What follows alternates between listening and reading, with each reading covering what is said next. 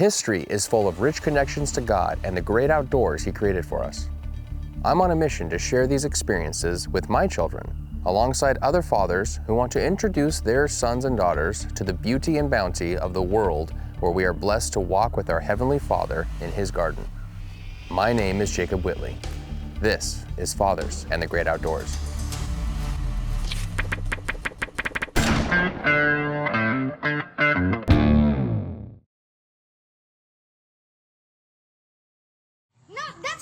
Mackerel, look at that. Here. No. Daddy? Grab him. I told you we should have gapped him. Throw him overboard. That was close. Oh my goodness. Got him. Welcome to Fathers in the Great Outdoors. Today we have Xan Spencer with us and talk about fatherhood and the great outdoors. Absolutely. Two of my favorite topics right there. What was your earliest memory in the outdoors? I guess I would say when I was 10 or 11, I remember so I grew up in Mississippi. Technically, I grew up in the Delta, which is Indianola, Mississippi specifically. My backyard were hundreds of acres of soybeans, but they were not ours. We didn't own any land. But my grandparents had moved from Indianola to the coast for just a few years, and I remember we were there visiting, and my dad, my mom, and me and my sister, and I would say I was probably 11, maybe 10, and one morning he woke me up early, and he said, "Hey, buddy, you want to go hunting?" And he surprised me with a 20 gauge. That was my first ever shotgun, and we went dove hunting that day, and that was the first time that I had ever gone out in the field and gone hunting, and it was from there. I think I was pretty much hooked. Did he grow up hunting? He not necessarily. I mean, he grew up more fishing than hunting. My grandfather, his dad, was more so into fishing. Yeah. I mean, so I grew up more fishing than hunting from probably most of my life until I got older, and now I do both a pretty good bit. But yeah, I would say he did more fishing, specifically catfishing. Grew up in Mississippi. Of course, back then, we would go out. Some of my favorite memories growing up is we didn't do it often, but the times we do, it's like stapled in my mind. Is we would go to Mississippi River. And then there are different sandbars throughout the Mississippi River, and we would bring our camping equipment, go out there and set up, and not just me and my dad, but me and my dad, my grandparents, my mom, like his brother and their family. So it was like a whole bunch of our family members, and we would go out there, and then we would literally catch and cook what we ate out there on the sandbar and sleep for a couple nights out there and have a fish fry, which my grandfather, Daddy Carl, my dad's dad, he loved doing entertaining fish fries and stuff, and so he made some of the best fried catfish ever. Oh yeah, Trying to replicate it is almost impossible. I wish I could go back and ask him, hey, what was that? What'd you put in your fry mix? Was it the breading specifically or the seasoning? I don't know. I was young, so those kind of things weren't. I never even thought about it. You know what I mean? It's just You weren't a young chef going, I think there's this. Yeah, it was just really good food. But anyway, so so being out there, and then so in the Mississippi River, of course, depending where you are, it can be pretty wide, and it can be currents can be pretty strong, and actually you could be literally in the middle of wide open, and all of a sudden you hear your engine in the back go vroom. It's because it comes out of the water, because you go over these big, I don't know what they call, whirlpools, I guess, where there's literally a massive amount of water that's spinning like a mini hurricane or something, and then you could go right over the middle of it, and your propeller would come out of the water, make that loud noise. Yeah, it was some good times. But we would set out. Have you ever been yo-yo fishing or trout lining? No. No, neither one. All right, so trout lining is basically you take a nylon rope, and every few feet, or even every couple feet, you'll take so you have, just imagine a nylon rope, and then you'll couple feet, and you'll take that nylon rope, and you can use it to add about a foot, like about a foot length of that nylon rope. And you would tie it off at the top, and then at the bottom you would have a hook on it, and then you would repeat that process throughout, going from one side of the bank all the way to the other side of the bank. And then so you have all these hooks that are going all the way. Every couple of feet, you got another hook, another hook, another hook. Oh, okay. That's dropped about a foot deep, going across the entire embankment from left to right. And you would put bait on it, usually something to catch catfish, and then you would check it every few hours. Yeah. And that's how we would catch enough catfish to do a big fish fry for a lot of people. Okay. But also, so yo-yos too, yo-yos are super fun. You never seen a yo-yo is, so imagine an actual like a kid's yo-yo where you're like a yo-yo, but it's spring loaded, and so the actual yo-yo part, there's a spring on the inside, and there's a nylon rope. You pull it down until it kind of locks itself in place, and then once that's locked in place, you put a bait on it. You tie it in a tree, kind of over like some of this brush over here, if you can see that, some of the brush over here, and when a fish bites it, it releases that spring, and the spring hooks the fish. Oh, okay. And then you can, as you drive by, you can usually tell if there's a fish on it because the limb branch is moving up and down. Yeah. Unless you like waited overnight to go check it. But that's how we would catch pretty much as many catfish as we'd ever need for a fish fry between those two methods. I think the Robertsons do something like that. On their property. Mm-hmm. Yeah. They do. I don't know if they do yo-yo or not. I think there may be some regulations on yo-yoing now. I'm not sure. Yeah, probably. Around the same with like cages and stuff like that. Yeah.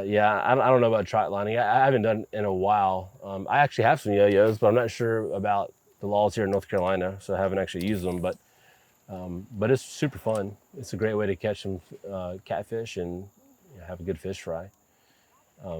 But yeah, they use what's called hoop nets a lot of times. So basically, so if the current of the river is going this way, you want the hoop net to be open on this area. So the fish, as they're swimming with the current, they go into the hoop net. They can't escape. Yeah. And that's how you kind of commercial fish for catfish and stuff. That makes sense. Mm-hmm. I remember one of my first fish fries right after fishing was in South Padre Island, Texas. Okay. And we were fishing. It was like an RV area that was like right where it opened up to the Gulf. Mm-hmm.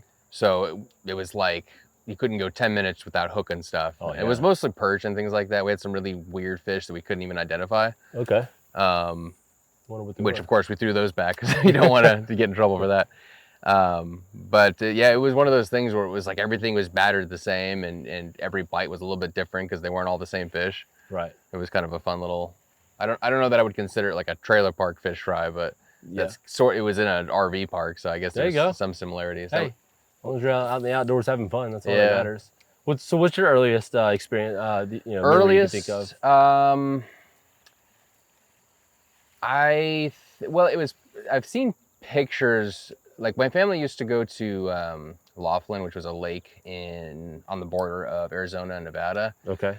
And because my grandfather loved fishing, like he would go to like the Gulf of Mexico and things, or not the Gulf, the Baja, California area. I've never fished that area, so he loved fishing down in places like that. But he was always into fishing, so there was of course, even though it was like one of those, the Laughlin trip was like one of those. You get your sea-doos, or actually I didn't really do sea-doos, but it was like skiing and the inner tubes and stuff like that. Yep. And he would have he would always have a fishing pole there, so we would catch I don't even remember what it was, probably something like a trout or even just it was perch or something like that. How old were you? And then I was probably like, I don't know, 5 or 6. Okay. But when I first started getting into fishing, my grandfather invited me out on a charter boat into the Pacific Ocean. Yeah. And we were catching things like calico bass and sand bass and Lots of mackerel, which nobody wanted to keep unless you wanted to use it for bait. Really? What, like Yeah. Spanish mackerel or? I don't know what type specifically. I just know that the people didn't generally like to eat it. I like Spanish mackerel. Maybe it's a different type over there. I'm sure I'll get comments now that I've said that. What does it matter? Yeah, so he basically, like, I got to use live bait and things like that. So it was a very unique experience. And every chance I got to go out with him on a charter boat, we did. Yeah. Did that until he just got too old to do it anymore. And I kept doing it on my own. And then at some point, my dad, who wasn't really into fishing too much other than what he did with my grandfather growing up, he used to go with them to the Saharas and fish the streams for like trout. So wait, what's the Saharas? What is So that? like, do you know where Mount Whitney is, or maybe Mammoth? Yeah. Okay. So kind of like, I guess it's actually right between Whitney and Mammoth kind of area in the mountains. Okay. And there was a town my grandfather would always go to called Bishop. Okay. I think it's like 3 towns south of there is a town called Lone Pine, which is where a lot of old westerns used to be filmed, John Wayne stuff like that. But in the actual mountains, he would go camping and then fish for trout in the streams up there. So my dad wanted to start doing that with me, and we did that for a few years and kept it up as a tradition for a while. I bet that was so fun. That's something I've always wanted to do. Like, I grew up in Mississippi. I don't think I fished for a trout. The first time I fished for a trout was when I was maybe 13. And my grandparents, every year, they took the oldest kids, so cousins, basically, the oldest boy and girl, or just the oldest boys, whoever were the oldest for that year, and they would take us on a cool like adventure. And so as we got old enough to kind of go on that adventure, I think I was 13 and my cousin at that time was like 11, Mallory, and we went to Yellowstone National Park.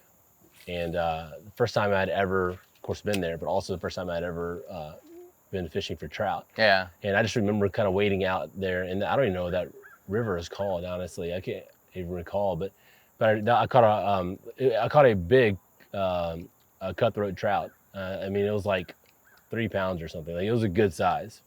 That was the first time that I'd ever gone trout fishing, and that was the last time I'd ever gone trout fishing until just a few years ago. Oh yeah. Yeah. We were. I took Cullen, my son.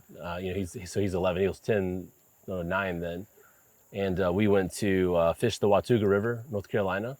We're outside of Boone, North Carolina, and Valcrucis is the area that we were. Rented a house like in the mountains. Me and my wife and my daughter Marin and Cullen, and we went trout fishing, and we caught some nice smallmouth bass. And also, which that was my first time to catch a smallmouth bass. Was it? Yeah, because I grew up in Mississippi, and that's where most of my fishing was done. And here in North Carolina too, it's mostly largemouth bass, and so that's where I mainly grew up. So that was fun catching that, and we caught some trout and stuff too, and had a good time. It was fun, and we cooked them up. So the other day we were out here fishing on that side, and I asked my dad to throw me some weights. So he tosses me the whole bag right in the water right there. No. And I just stare. I didn't even attempt to grab it because I didn't want to flip the boat over. And I'm just staring at it as it sinks. Yeah, that's funny. You can catch a duck right there. Duck for dinner. Here, ducky, ducky. I was actually raising my dog to be a duck dog, but we had to let him. I was gonna say let him go, but that makes it sound like we killed him. What happened? We had to rehome him, basically give him back to his breeder because he was getting too aggressive with the kids, and my little one was just starting to crawl. What kind of dog was it? It was a white lab. Yeah. I don't mess around with that stuff. Yeah, unfortunately. Yeah, I mean, most dog breeds are going to be good, even if they are like a little, like lab is probably okay, but some of those other breeds though, you really got to watch. There's this lady, so some friends of ours that live in Garner. So some friends of ours, their neighbor, was watching their neighbor's dogs who have known them for quite a while, and they're the owners are out of town, and so they were feeding the gonna feed the dogs, and for whatever reason, both the dogs like freaked out, and they killed the mom and the daughter. She was like 5 years old, and the mom, yeah. That's intense. And that was just like a few years ago. I know about ones that were In Gardner. People have been mauled by dogs, but never an actual death. It killed both of them. What do you think about over here? Yep, perfect. Could you imagine that, man? Yeah. So sad. No, that was definitely a risk with this one. He was getting pretty aggressive. Yeah, and it's not worth it, not even for a second. You know what I mean? Like, if you feel that there's a threat there, go with that instinct and move on. Do you eat bass, largemouth bass? I do. A lot of people don't because they're considered game fish. Yeah. But I'll be honest with you, I think they taste fantastic. I don't remember whose kid it was, but I had loaned my fishing pole to someone else who was visiting the cabin that day, young kid. Yeah. He was trying to pull the line out, and I guess the lure was too tight. Okay. So he ends up snapping off the first section of the pole. So the kid had snapped off that first section, and it left probably like a centimeter that I tried kind of sanding down, but it was actually cutting my line as I was using the pole. Okay. At some point, I later on taped it with like electrical tape, which worked, but I hadn't done that yet, and I was using it to fish, and that's when that bass caught on, and it took me a few minutes to bring it in. Yeah. And it was at least like a little larger than like a Home Depot bucket. Okay. Because that's what I used to put it in to show my uncle. Right. So it was a good size. Yeah, it was a good size. But I was thinking afterwards, I was like, I am so lucky that fish did not, the line didn't get cut on the broken pole. Oh, the broken, yeah. Yeah. The other crazy one that I got, I used a lot of leeches when fishing there. Really? Okay, I've never fished with the leech. They're pretty effective. Is it? I wore gloves because I was paranoid about the leeches grabbing onto my hand, but I caught it was a super small catfish. Yeah. But I caught it not because it got hooked, but because the leech bit its head and wouldn't let go. Oh, really? Yeah. That's funny. Actually, my son was telling me a story yesterday about leeches. You know that famous, I don't know what he is, outdoorsman, I guess, Bear Grylls. This sounds familiar. Yeah. Anyways, he does like survival stuff, but he was out there and they have this like not what I'm trying to say, where it's a interactive show where basically he does a scenario. You get to choose, should I do A or B, and then he does that scenario. So it's like a choose your own adventure, but through video. And one was, should I eat the leech or should I swallow it whole? Oh. And so he chose eat it because he was like, well, if you swallow it whole, it could still maybe suck on the inside of your body. I mean, I'm sure the acid would take care of it at some point, but Yeah, how long at would some that point, take? yeah. But then he actually ate the leech. He said it was like full of blood. It was like, Yeah, I imagine. no thanks. Where do you see God in nature? Yeah, everywhere. That's one of my favorite things about being a dad is getting my son out into creation and talking to him about just, chance for opening up conversation, just to talk about God and creation, how he did this, how these things are not random. You can see, creation, design work in everything. We've had a lot of conversations. He's only 11, but we've had like a ton of conversations just being outdoors. Like if you go outdoors with your kids, whether it's fishing or hunting, and of course, deer hunting, you got to be quiet when you're out there, but up to that moment or after that moment, like conversations just naturally spark. Yeah. Because you're not distracted on your phones, you're not engaged with something else working or whatever. And it's a great time for them to ask questions or you to ask questions and, get their thoughts and opinions on where they are and share with them some truth. Because, one thing about today is there's a lot of non-truths that are being taught in the school system and, to our kids. And I was actually having a conversation yesterday with a buddy of mine who's having a tough conversation with one of his daughters, just because of the, kids in school talking about the different subjects going on nowadays and stuff. And it's not looking forward to those conversations. Yeah. Well, so we homeschool. Yeah. Watch out now. Was that you? That was me. Oh, Yeah. okay. It got stuck on there. So we homeschool, just to have that opportunity of trying to, choose what goes in their mind, Yeah. I guess. We may do that at some point, but we can't really afford it right now. Yeah, we can't stand it. As far as like the homeschooling part of it, like we personally don't like doing it, in the sense that the school, like the academic part of it, we love the non-academic part of it. Like Jen and I are just not teachers. Like we don't really enjoy teaching mathematics or teaching, writing and all that stuff. It's just not our thing. Like right now it's not a big deal because they're young, but in the future we're going to have to either hire it out or do like some sort of local homeschooling group or something like that. Yeah, there's programs out there. Like I know There are, yeah. Is it Hillsdale College has like a whole program, at least on history. Yeah. I've purchased a couple of their like Constitution videos and things like that. Right. But I don't feel like my kids are old enough for it yet. Yeah. Like the other day they were like, "What's a government?" Oh, good. That's your chance to tell them the way a government should operate.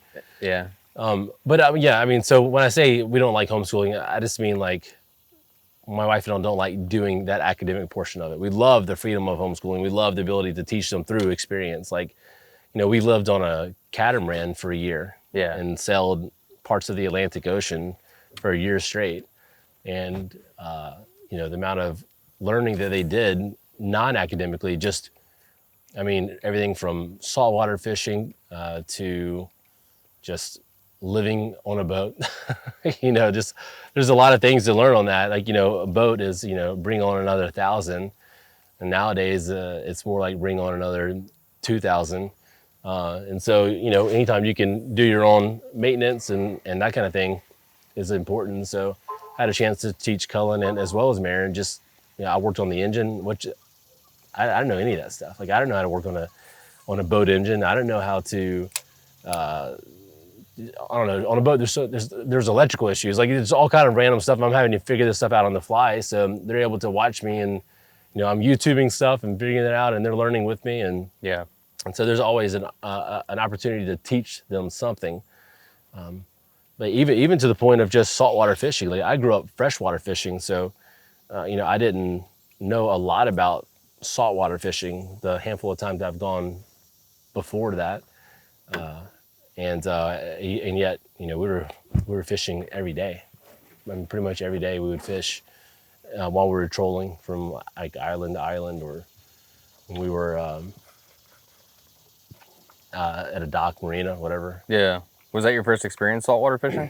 No, not my first. Yeah. Okay. Yeah, I mean, I've gone several times. Yeah, usually on a charter, that kind of thing.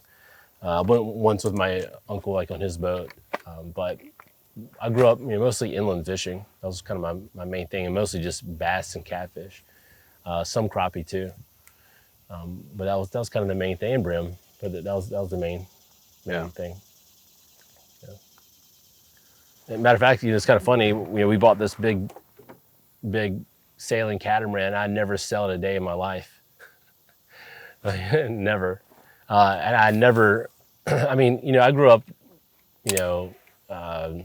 just driving like a bass boat or like a ski boat or something like that. And this boat was like, I don't even know, like 45,000 pounds. Like, it was 3 bedrooms, 3 bathrooms, all that stuff. And I took a couple, I took a Coast Guard class, a twin engines class, and then YouTube University, the rest of it. Yeah. Yeah. And then just like ripping off the Band-Aid and going. Oh, I did hire, you go ahead and cast. I did hire a captain for a couple days to take us out, and he was more about gloating about his accomplishments than he was teaching me how to sail this boat. But honestly, it just became ripping the Band-Aid off and going. And the first experience was not very good. It was rough. It was rough. I've had firearm instructors that were like that. Like, I'm here to learn, not to hear about your history. Yeah. Yeah, actually, if this was a semester course, then I guess that could be the first day. But it's like a 24 or 8-hour thing. Oh, gotcha. Yeah. It's like, all right, I know you're qualified. We're good, and we can move on to actually teaching now. Yeah, it was funny, man. The first time that we took that catamaran, so we were docked in Ponce Inlet, Florida, at a marina there. Actually, it was like more like a boatyard, but we're docked there for a few months before I got enough courage to take it off the dock and like get out there. Like I felt like I was ready. Also, it was bad weather. Actually, within the first 3 months of ownership, I went through 2 hurricanes on that boat. That must have been On that scary. catamaran. Yeah, I flew the family inland, and I rode out both of them. Luckily, I met some other guys there who they had catamarans as well, and this one guy had sailed like 50,000 nautical miles, and so he taught me how to tie off properly, and we did this big spider web to each other and to these other boats and stuff, and we were able to make it through the storm just fine. By the time we hit landfall, it was like Category 1. It wasn't too terrible, but things did get a little dicey there for a minute. Yeah, I remember you saying your son missed hunting. Mm-hmm. So you bought him that simulator. Wait, what now? The bow simulator for hunting. Oh yeah. So when we were in the Bahamas, we had to take our catamaran to get pulled out and put it on the hard and get some work done on it. And when we did that, we crossed over near like West Palm Beach and went to the Freeport, Bahamas area, and we checked in. And it was crazy. Once we got there that night, we finally got in this beautiful water, had a chance to put on my underwater lights so we could see all the fish. And there were bull sharks who were swimming in the marina area. Old Bahama Bay was the name of the marina. I left the lights on for about 5 hours, and all of a sudden we were in the salon. We were just hanging out, and all of a sudden we hear this noise going off. I'm like, what is that? And then I look down into the port side, which is where the owner suite was. We had the whole port side of the catamaran, and I see smoke coming out from there. And I'm like, oh no! So I ran in there. I'm like, Jen, get the kids out. We had both of our cats on there. Get the cats, get the kids. And all I see is smoke billowing out from behind where our bed is in that port area, and so I'm thinking, oh no, okay. So behind that is the engine room. I'm like, oh no. So like, somewhere there's, what's on. I had no idea what was on fire. I didn't even think about the lights, underwater lights. So the wiring for that was in the engine room, and so there was an actual electrical fire. Oh. So the 2 most dangerous things about a boat, being on a boat, is number 1, a fire, and number 2, taking on water. Yeah. Well, at that time, one of the reasons we were going to get hauled out in the Bahamas when we got there was my starboard engine hull was taking on water. And so every about 3 hours I would wake up and I would have to pump out the water because my emergency pump, my bilge pump wasn't working. Oh. Right, yeah, that's what I'm saying, like BOAT, bring on another 1,000 boat.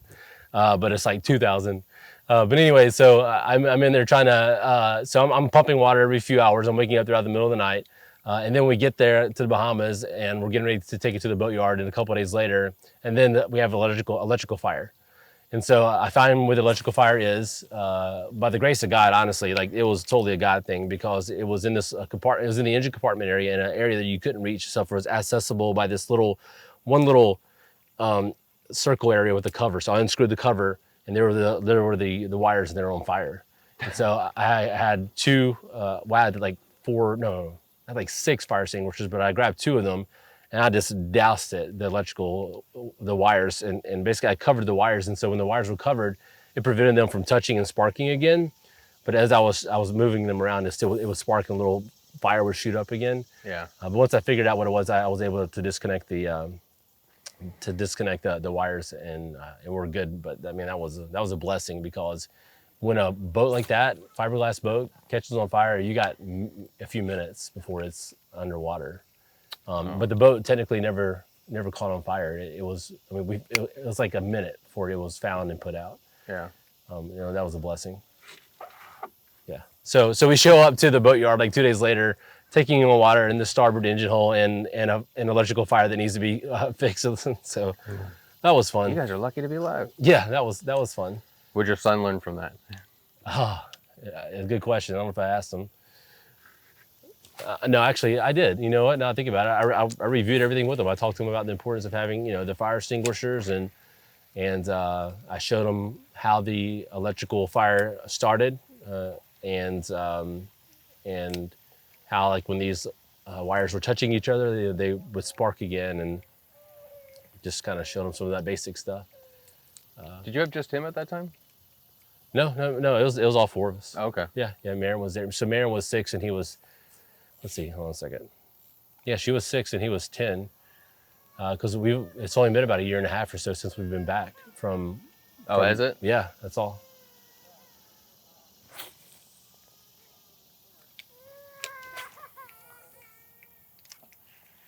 Someone's kind. Yeah. What got you interested in the adoption process? Or I guess the foster process to start, right? Yeah. So we first learned about it at church. So we're going to Brooks Avenue Church of Christ in Raleigh, and they work with this organization called Agape of NC, and every year they would present, and our church would have a Agape Day basically, and so they would take a collection for Agape, and they were focused on fostering for North Carolina, and we saw it for like a few years. Like, we were watching the, when they had the Agape Day, and kind of just really understanding like the need for it. In North Carolina, well, actually, I mean, across the nation, like it's unfortunately there's a much larger demand for kids that need a home than there are homes available for kids, and that's just not North Carolina. That's pretty much like statewide. Yeah. So it's really sad. So once we learned like the need, and at first God put it on Jen's heart. And I was like, oh man, I don't know. That's kind of that's a big decision to make, because we had our biological son Cullen, and I wanted him to remain kind of like the oldest, and so I wasn't sure how that would work. And That's always been a thought of ours if we were to do that. Yeah, and so I mean the truth is that you can kind of lay out what you're comfortable with, and then when a child or children become available, kind of fall in that criteria. Then you can choose to say yes or no. So it's not like once you become a foster parent, you're required to say yes. Like, you still have the option. Are you put like on a list where they constantly contact you, or is it possible to become a foster parent mostly so that if your friend has a friend that's in trouble, you don't have to tell them to wait so you can get into the system? So Does that make sense? there's this thing called respite care. I don't know I'm not sure what the qualification for respite care is, but basically you watch the kids for the foster family, and that's kind of one way to kind of segue in there. But if you want to get, at least in North Carolina, if you want to become a foster parent, you've got to go through a lot of training, and then your house, you have a social worker that comes in, reviews the house, make sure it's a good, sound, safe environment. Because unfortunately, there are some people that try to manipulate the system and do it for money, because they get like $500, $600, whatever it is a month, or to go towards the child is what it's for. Yeah, they're gonna cost more than that. Yeah, and so but anyway, so that's why you have to go through that process to make sure this is a good, safe home, a good family environment, like it's a good place for the child to be. And so you can go kind of at your own pace. We kind of took our time. It took us a little bit, yet less than a year, to go through all the training and all that. But we could have got it done a lot faster. It's just that we were running our businesses and just life in general. So we went at our own pace. But then we became foster parents, and actually we went from 1 to 5 kids in like a day. It wasn't a long-term foster care situation, but it was kind of like an emergency placement where they needed someone to take in. And so we went from 1 child, our son Cullen, to 4 more kids in literally like a day. Running a long-term camp, basically. Yeah, no, yeah. Well, no, it was just for like a couple weeks in that situation. But yeah, you have kids that come in and they're there for, for as little as even a weekend or a week, to one kid that we foster cared was Dominic. She goes by Andrew now. He's been adopted to an amazing family, and it looks like their biological kid. It's so amazing that God put them in that. He put him in that family. But we were his foster parents for 2 years, and that was difficult to let him to go, because I really wanted to consider adopting, but God had other plans, and I can see it now clear as day that that was the family he was meant to be with, because it's literally like he was born biologically they look. It looks like he's just part of the family. Like it's amazing. Okay. But they're amazing people, and he absolutely loves. He calls. He used to call me dad and Jen mom, which is what you want. Like foster care. The point of foster care, because you think like, well, it's like the goal is, so the goal is reunification. Like if the mom and dad, or the mom or the dad is willing to work the plan, get their life back on track, then the goal is always reunification, because that's what's best for the kid. But sometimes that doesn't happen, and eventually the system, foster care system has to take control of the situation, and then the child can become available for adoption. But he was with us for a couple years, and he was available for adoption, and God just had other plans, and now I can see exactly why. He's with the perfect family for him. Yeah. But it wasn't easy. We've talked to a lot of people about being a foster care parent, and they're kind of like, I can't do that because it would just it'd be too difficult to let them go and that kind of thing, and I would fall in love with them and blah blah blah. And the truth is, that's exactly what a foster parent needs to do. They need that love, that loving environment. They need to feel like, that you're the mom or dad, or just someone that truly loves them, and because that's what they need. And so that's kind of the thing. You have to kind of sacrifice in that way, and it can definitely be emotional, but it's what's best for the kids, and so that's what you do. You gonna do another one at some point? I don't know. I'm not sure if we are or not. Maybe. Right now we can't with our current house, because our current house, there's silly rules and stuff, and I'm sure they're there unfortunately for real reasons. But for most people, some of the rules just don't apply. Like, we couldn't technically foster care right now because there's not a fence going around our pool. Oh. So we have a fence around the backyard where the pool is, but we would have to have a fence around the border of the pool. And so it's kind of silly for, people who are responsible. And obviously we're gonna, just like we'd watch our own children, we're not gonna let them just go hang out around the pool, Right. Some young kid. But, I'm sure that rule's in place because of stuff in the past that's happened. So we can't right now, although we're selling our current house, so maybe in the future. But as of right now, God just hasn't placed it back on our heart to do it again. I'm not gonna say we won't, because it definitely could happen again in the future, but right now, nope. So it sounds like you got started hunting pretty early. Yeah. Is there a particular memory that you're fond of, hunting-wise? I guess there's a funny story. So I was like, I think I was around 13, 14 years old, something like that. And my uncle took me deer hunting, and I was bow hunting. It was my first time bow hunting. And of course I had no idea. I didn't know the woods at all. I didn't know the layout of the land. I'd never been there before. My uncle had been there plenty of times. And so he put me in a tree stand, and he's like, hey, here's a persimmon tree over here, and blah, blah, blah. Like, you want to pay attention to this area. That's probably where you're going to have a chance to get a good shot. And so sure enough, sunset, sun's coming up, and I see a deer coming in, a doe. And I'm like, one of my first deer. So I'm like, I'm gonna shoot this doe. And I pull back, make a good hit. And then of course the deer takes off, and unfortunately it ran into the literally acres of thicket of just thorns everywhere. And so I tried to find it, and I was like, I have no idea. I'm not gonna be able to find this deer without some help. And so my uncle, it was still daytime, so I waited until that evening, because that was an evening. Actually, that was when we went back, so that was the evening hunt. And I got tired of waiting, and I didn't know where I was, and so I'm like, I start yelling, Dale, Uncle Dale. And of course it's like prime time hunting too. Like it was just it wasn't quite fully dark yet. And so I start walking around, and I chased up two deer to him, where he got a shot and got a deer.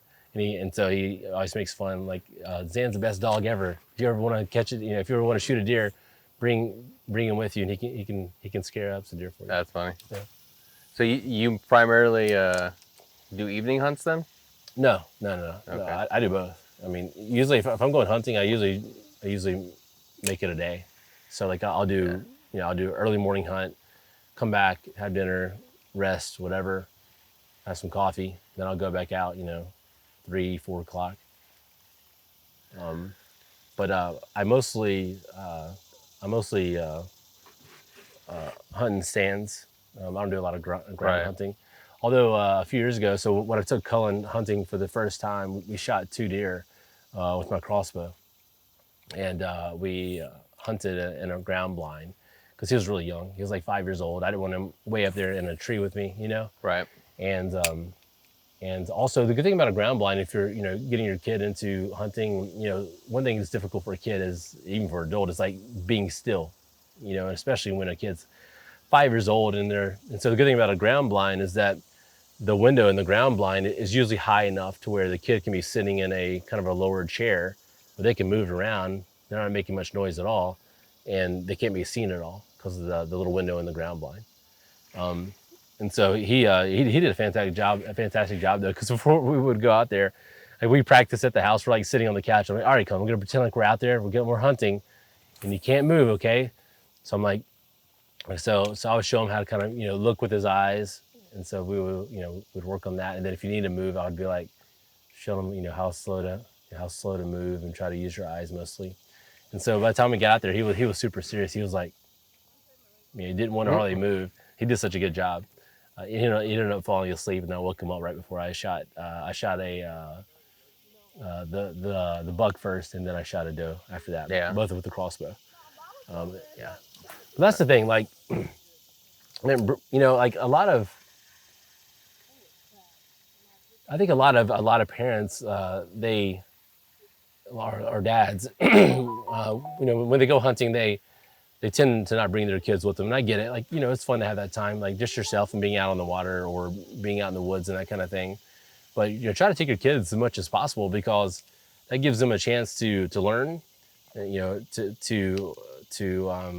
see what you do, and a chance to, if you shoot a deer or catch a fish, a chance to kind of experience that with you.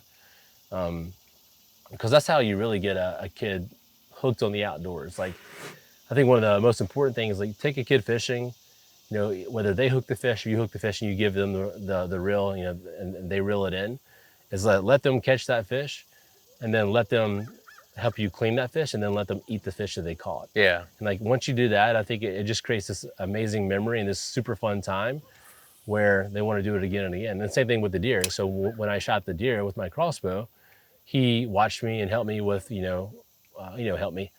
skinning the deer and all that.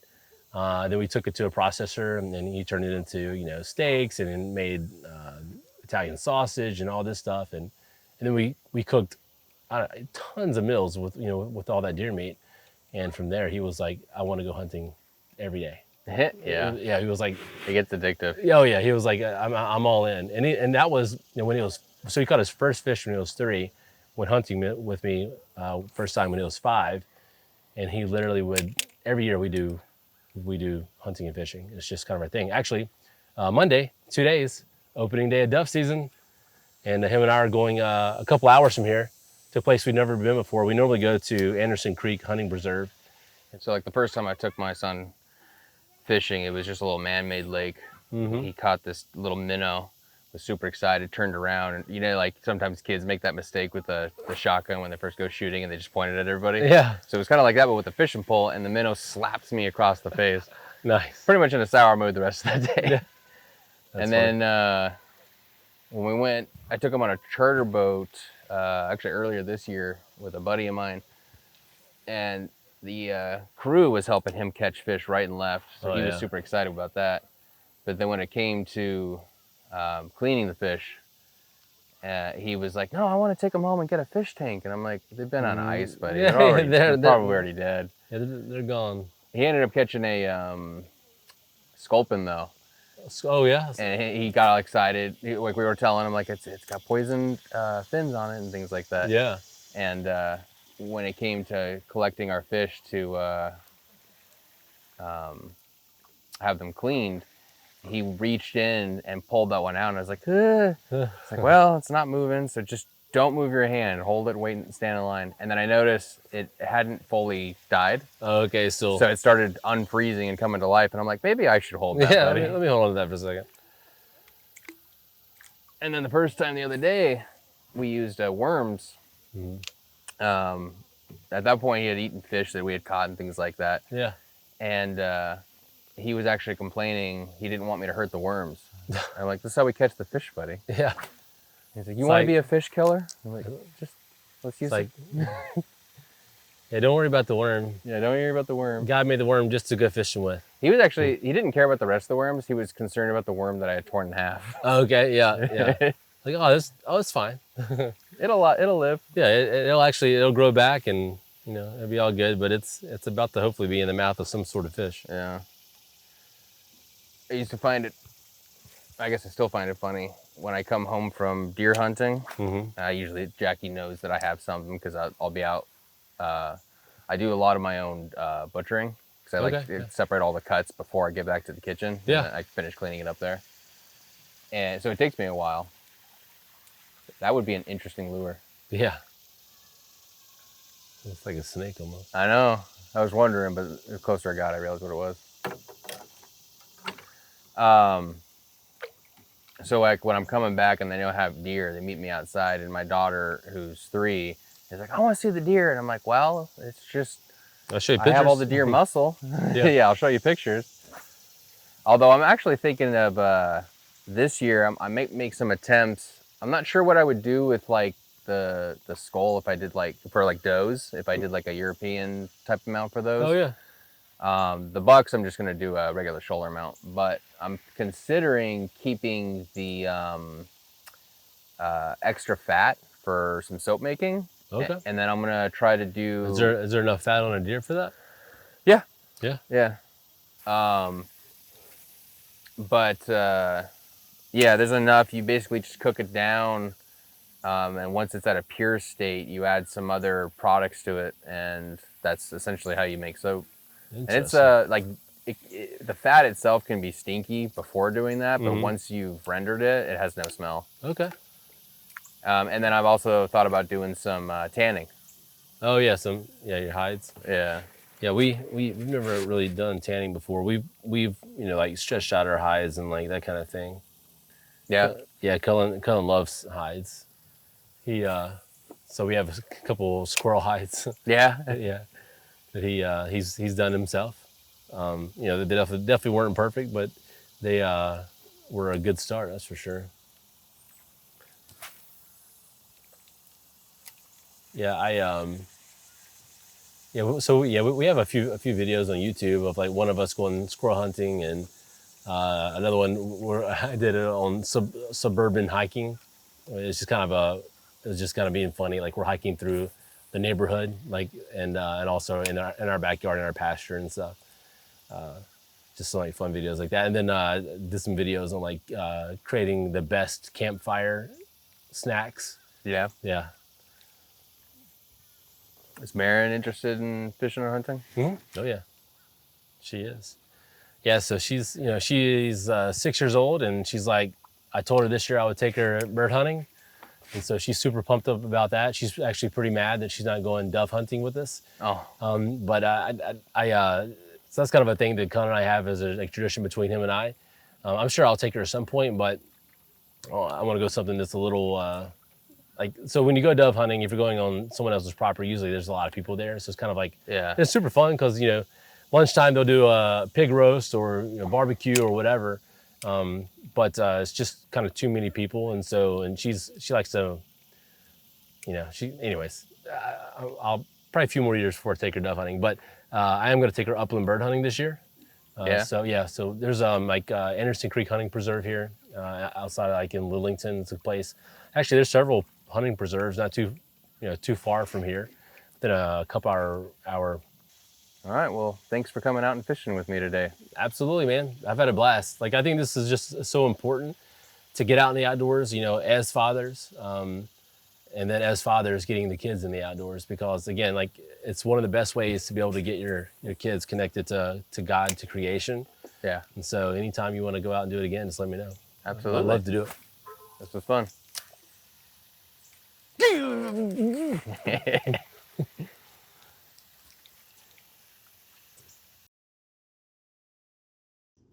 Thank you for tuning in. If you like this content, make sure to subscribe and hit that like button. And if you want to join the adventure, you can pick yourself up a nice hat or a camping coffee mug and brew yourself some coffee right above a nice little fire at greatoutdoorspodcast.com. Oh, kind of grainy.